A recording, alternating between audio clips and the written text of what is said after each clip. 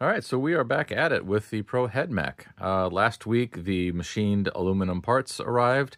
The servo mount brackets came out fantastic. I'm really happy with those.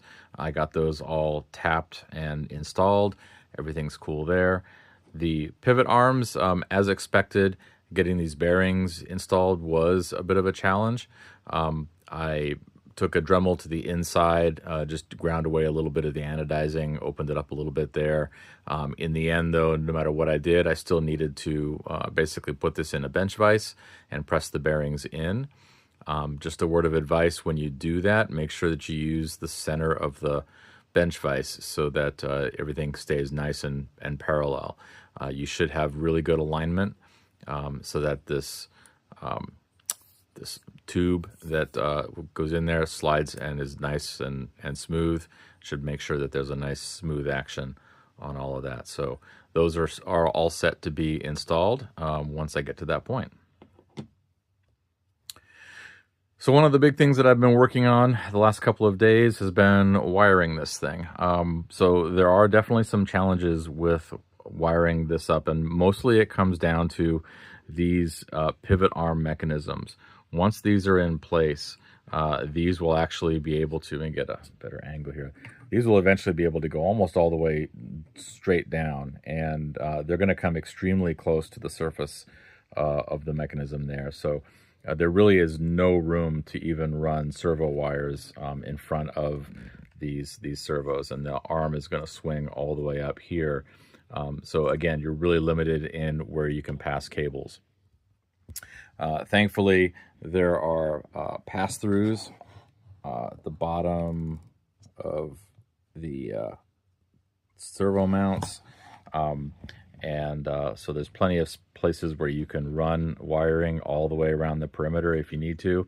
And then you can also run wire across the top here with just some zip tie areas, little pass-throughs along each of these short sections here. So in terms of the wiring, if we start at the bottom, right now I'm passing 24 volts up through the 6 wires of my slip ring. You do definitely want to make sure that you include some wiring protection here. Even though these have been deburred, these edges, you want to make sure that you've got some extra consideration there to make sure that those wires don't get damaged. So once the wiring comes up through the slip ring, I've separated out 2 conductors that will continue on up to the head and carry 24 volts up into the head. That's really just going to be for powering the lights in the head. So I think the 2 conductors is fine. The other 4 conductors, 2 each for positive and negative, those are routed down here into these Wago connectors. From the Wago connectors, the next pair of connections are output through here, and they go around to the motor controller. This is the Go Build a motor controller.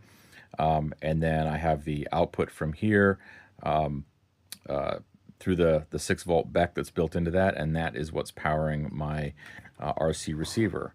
So I was able to get by with adding a second receiver here, and I'll go into a little bit more detail about how you can set that up. But it's one of the cool things is being able to have, with the FrSky Ethos transmitters, you can pair or you can bind up to 3 receivers to a single model, which is really cool. Allows you to place receivers in different parts of the droid or whatever it is that you're controlling, which is exactly what I was hoping to be able to do with that. From there, the output from the motor controller just routes around to the 19-to-1 gear ratio motor here, which handles the rotation. Moving back over to our Wago connectors, the outer connections that I've set aside are for the Castle Creations BEC. These wires will connect right in there. This BEC will sit right on top, and the output from this is going to run across the center over to this area here. This is where I will have my little servo breakout board So this is the one that I'm using. Like I mentioned before in a previous video, Greenwave also offers a very similar one. The board is a little bit longer. I think this has probably been designed with the Greenwave board in mind. But here's the power connection, which comes from the back, and then these 4 signal wires here will route directly into the receiver here. I'm going to be placing it right here, and in order to hold it into place, I've designed this really elaborate and complex little mounting bracket that leverages the 2 existing holes there for the hold down for the slip ring cover piece here, and then I just drilled a couple of extra holes just to hold that firmly in place. So that's where the servo connections will be. As for the servos themselves, 2 of them are pretty straightforward to route. These 2 here, the servo wires just come right around here. They can pass through underneath the receiver, and then they can plug right into the board there. The challenging one, however, is this guy over here. Again, as I mentioned before, kind of limited in where you can run the wiring. It's a bit of a stretch to get this to kind of run around the legal areas and get it to reach. So I think I'm going to just have to make an extension cable. I will probably route this around the bottom here and then have it come in the same place as the other 3. So that's the last thing that I need to do for that. And then hopefully we'll be able to get this hooked up to the transmitter and start playing with it. So one quick side note, when you're attaching these pivot arms to the servos, the shoulder bolts, the M3 shoulder bolts that go on the opposite side, those do need to be trimmed down a little bit. Probably took about 1/8 of an inch, maybe a little bit less off of the end of that. Make sure that you do that carefully, and if you have your M3 taps for the holes, you probably have an M3 die. You might want to use that to clean up the threads. Once that is cut, when you go to install it, you should be able to screw that in so it sits completely flush to the servo mount bracket itself. So again, just a little word of warning that you'll need to cut those down. All right, moving on. All right, so I have finished installing the pivot arms. All of the servos are hooked up. I'm currently running 24 volts power to this, and you can see that I've got my receiver here, but it hasn't been bound to the transmitter.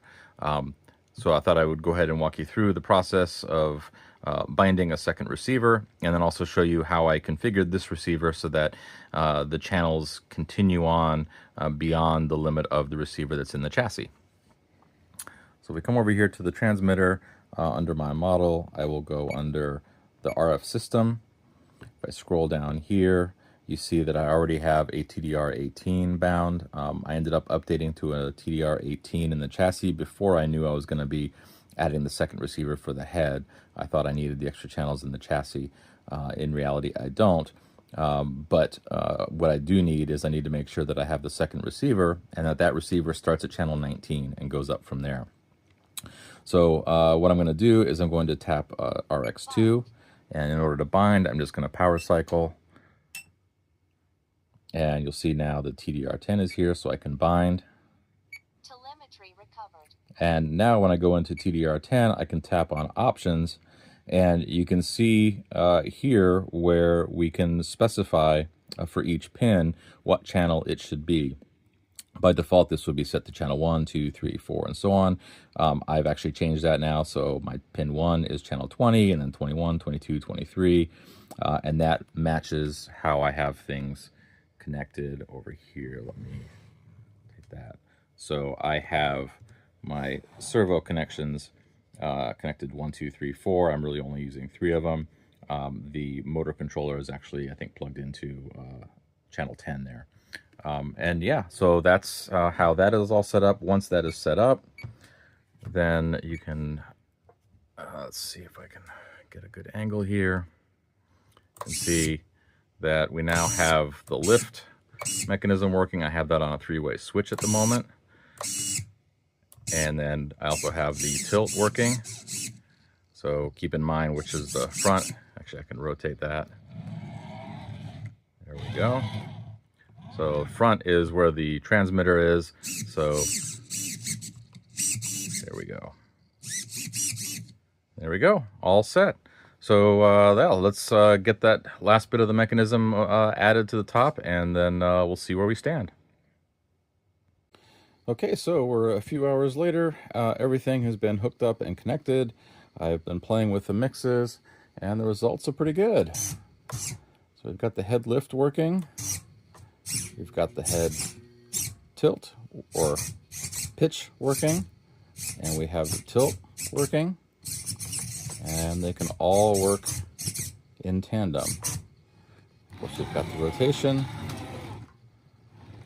and I'll be playing around with the mixes and the weights and the speeds and stuff. But the only other thing that I've noticed is, if you recall, in Dave and Steven's videos, they used a 12 conductor slip ring, which is taller than my slip ring.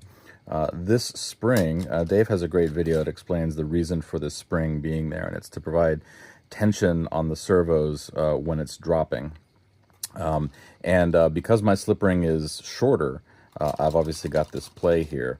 So I think what I'm going to do is I'm going to experiment with some spacers, add some spacers down underneath the spring above the linear bearings, and see if that can, kind of make up the difference for that slack. And I'll just kind of experiment with that. But yeah, I'm really happy with how this has turned out. What remains, obviously, is the head umbilical. I need to set up the magnetic connector there. I need to finish working on the head and work on some of the body work.